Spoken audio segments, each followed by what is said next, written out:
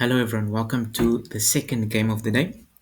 And today I have a nice game between Magnus Carlsen and Sergei Dolmatov from 2004 on the 19th of February. And this was in Russia at the Aeroflot Open. Magnus Carlsen at the time was 13 years old and he only had one GM norm. And you can see his rating is 2484, but this tournament he played so well he got his second GM norm. And this is one of the games I want to show you. It's absolutely brilliant. A 19 move miniature from Magnus Carlsen. So we had the white pieces and started off with knight f3, going for a reti type base type opening, and f5 Dutch setup basically. And Magnus goes in the center with e4, and we continue, and he takes on f5, allowing Sergei to capture with tempo. With bishop takes f5, developing the bishop. But Magnus explodes in the center with d4, really nice move. Because after pawn takes or knight takes, in this case knight takes, pawn takes, and queen takes, the queen is nicely centralized. Now after knight f6, bishop c4, taking control of this diagonal, c6 with the idea or the plan to play d5 and close the diagonal. But Magnus plays bishop g5, simply pinning the knight to the queen. Now Sergei plays b5, just attacking the bishop. Because, well, d5 immediately, probably not the best idea. I'm not sure, I haven't checked it.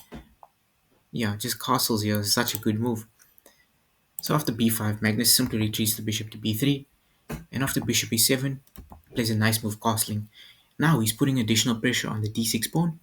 And he has the threat of rook h to e1. Just having these rooks on the d and e file.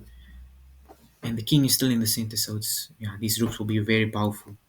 So he plays queen d7, Sergei plays queen d7, sorry, and rook h e1, rook h to e1, simply continuing with his plan. And now king d8, simply trying to run away. But once you run, you can't hide, or once you hide, you can't run, or something like that. Anyways, he sacrifices his rook. Magnus Carlsen sacrifices his rook, saying that, okay, you have two options. You can take with the queen, or you can take with the king. If you take with the king, we have rook e1 check. After the king moves, bishop takes f6, gf6, queen f6, and after king c7, we win the queen. Or you can do a different move order as well. You can simply take the knight first if you don't want to play rook e1 first. You can take after g takes, there's rook e1, and you have two options. Black has two options, either king d8 or king f8. If king f8, then it's checkmate in two moves. After now, you just have to block with the queen and it's checkmate.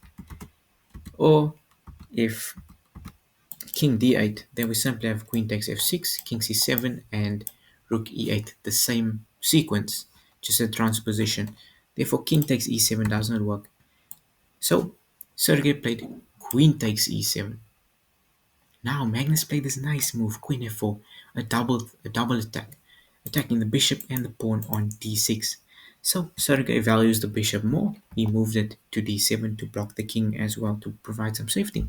But Magnus says, no man, the pawn is going nowhere.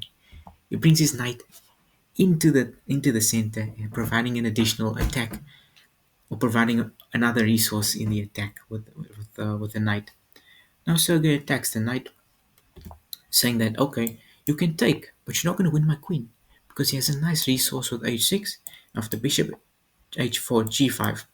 It looks like a fork, but Magnus has this nice move queen d4, and it was in this position that Sergei Dolmatov resigned the game in 19 moves, because if you capture, you have knight takes d4, you attack the queen, you attack the rook, and if the queen goes back to f8 to defend the rook, you have knight c6, and the bishop is falling, the game's over, and therefore he resigned.